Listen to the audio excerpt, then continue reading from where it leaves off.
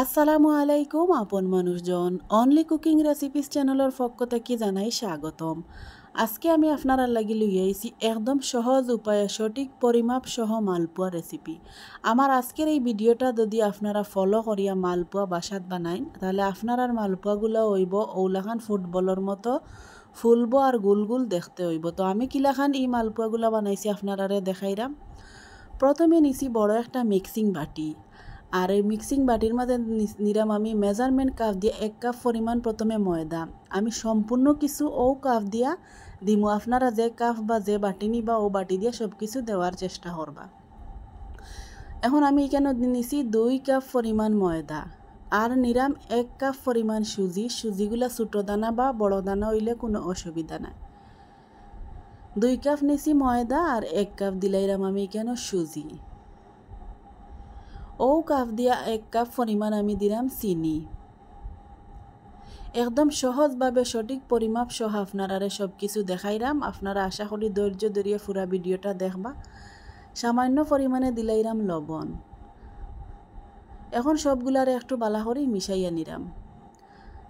ভিডিওটা দেখতে দেখতে যদি লাইক দিতে ভুলি যাইন মনে করিয়া একটা লাইক দিয়া পুরা ভিডিওটা দেখার অনুরোধ রইল।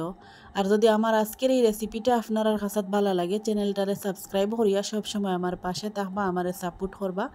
আর যারা যারা অলরেডি আমারে সাপোর্ট করা আমার ভিডিও দেখা শুরু করার আগে লাইক দিয়া দেখুন, তারার প্রতি অনেক অনেক কৃতজ্ঞতা জানাই। আপনারা ওলাখান সবসময় আমার পাশে থাকবা। এখন আমি কেন কতটুকু পানি মিশাইরাম তাও আপনারা কইয়া দিলাম। 2 কাপ ময়দা, 1 কাপ সুজি আর 1 কাপ পরিমাণ চিনি নিছি। আর ঠিক কতটুকু পানি কেন দিলাম, প্রথমে আমি যে পানি 1 কাপ নিছি এই পানিগুলো হইতে হইব কুসুম গরম পানি। সম্পূর্ণ আমি কেন কুসুম গরম পানি ব্যবহার করবো। আর এখন আমি অর্ধেকটা পানি দিছি কেন, বাকি অর্ধেক দিয়ে আবারও একটু মিশাইয়া নিলাম। মোট আমার কেন দেওয়া হয়েছে 1 কাপ পানি। এখন আমি আরও 1 কাপ পানি নিছি কুসুম গরম পানি, তাতে অর্ধেকটা দিলাম আর একটু মিশাইয়া নিলাম। একলগে কিন্তু সম্পূর্ণ পানিগুলা দেওয়া যাইতো না, না হয় গুটি গুটি দানা দানা ভাব হয়ে যাব গুলার মাঝে। আপনারা একটু খেয়াল করি যদি দেখেন ভিডিওটা তাইলে বুঝতে পারবা। আর ওলাখান যদি ফলো করিয়া বাসাত বানাইন তাইলে আপনার পিঠাগুলো হইব খুব সুন্দর। মোটামারি কেন 2 কাপ পরিমাণ পানি দেওয়া হয়ে গেছে। 2 কাপ পরিমাণ পানি আমার হইতো না, আরও আমি নিছি কেন 1/2 কাপ পরিমাণ কুসুম গরম পানি। এখন সর্বমোট আমি দিছি 2.5 কাপ পানি। আর কিন্তু আমি কেন কোনো ধরনের পানি ব্যবহার করতাম না। এখন 1 চামচের মতো দিলাই আমি কেন খালি জিরা, কেউ চাইলে মৌরি অথবা আস্তা জিরাও দিতে পারেন। খালি জিরাটা দিলে খাইতে একটু ভালো লাগে, আর মৌরি অথবা জিরা দিলেও আবার ভালোও লাগে, যার যেটা পছন্দ ওটা দিতে পারেন। এখন বালা করি আমি 4 থেকে 5 মিনিট গুলাটারে মিশাইয়া নিমু। যত বেশি মিশানি বালা হইব তত বেশি পিঠাগুলা ফুলব।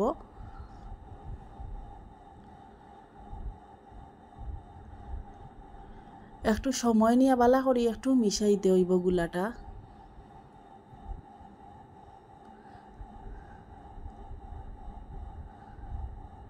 দেখুন মিশাইতে মিশাইতে ওলাখান আমার ওই গেছে গুলাটা। দেখো ওলাখান হয়েছে। একটা চামচ দিয়া এর ঘনত্বটা আপনারা দেখাইরাম। এখন ও পর্যায়ে আছে ঘনত্ব।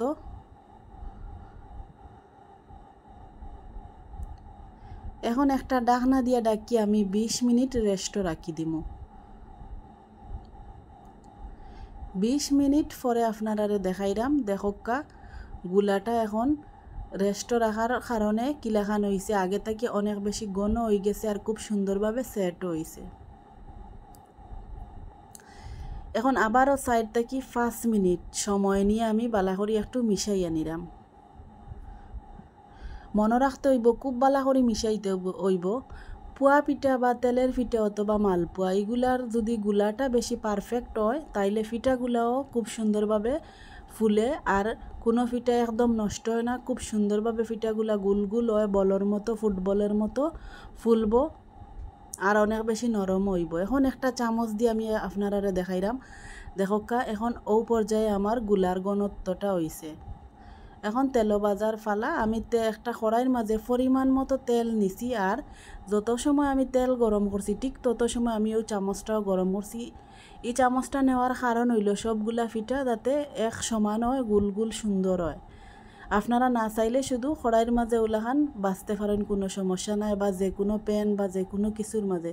কিন্তু পোয়া পিঠা বা মালপোয়া এগুলো একটু ডিপ টাইপর যদি কোনো হাঁড়ি পাতিল হয় তাইলে খুব সুন্দরভাবে ফুলে।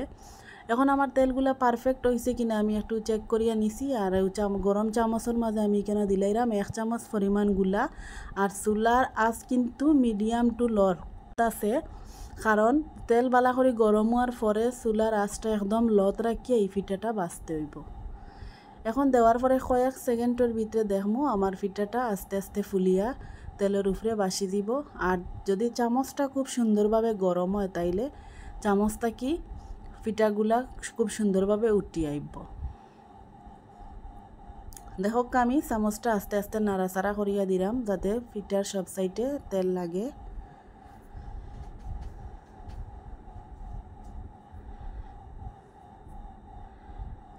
আস্তে আস্তে আমার এই পিঠাটা ফুলিয়া দেখকা কত বড় হয়েছে বলর মতো, কিন্তু কয়েক সেকেন্ডের ভিতরে। এখন আমি একটু ওলাখান নাড়া দিছি, দেখকা খুব সুন্দরভাবে পিঠাটা চামচটা কি কুলিয়া আইছে। এখন আমি গরম চামচের মাঝে আবারও দিলাইরাম আরও একটা পিঠার গুলা। আর ও পিঠাটা আমি হালকা একটু ও সাইডটা লাল লাল করে বাজিয়া নিলাম।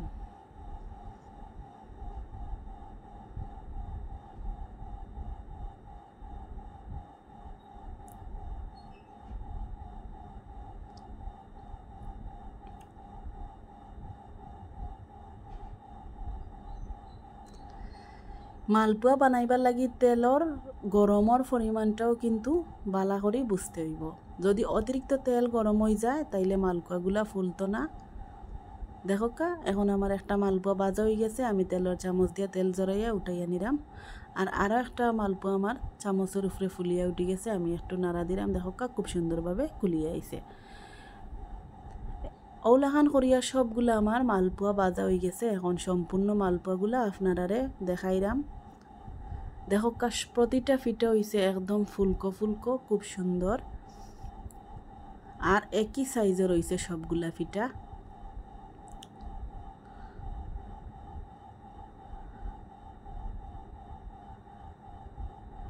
এখন গরম গরম পরিবেশনের পালা।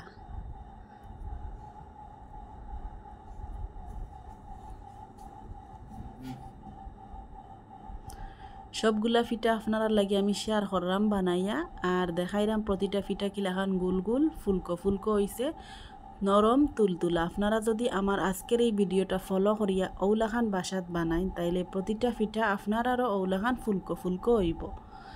এখন একটা ফিটা আমি আপনারা লাগি বাঙ্গিয়া শেয়ার করলাম, ভিতরটা কিলাখান হইছে আপনারারে দেখাইলাম। বাজার পরে এই ফিটাটা অনেক সময় ফুলকো থাকবো, আর ভিতরটা দেখোকা কিলাখান হইছে জালিদার আর নরম তুলতুলা। তে আমার আজকের আয়োজন অতটুকু।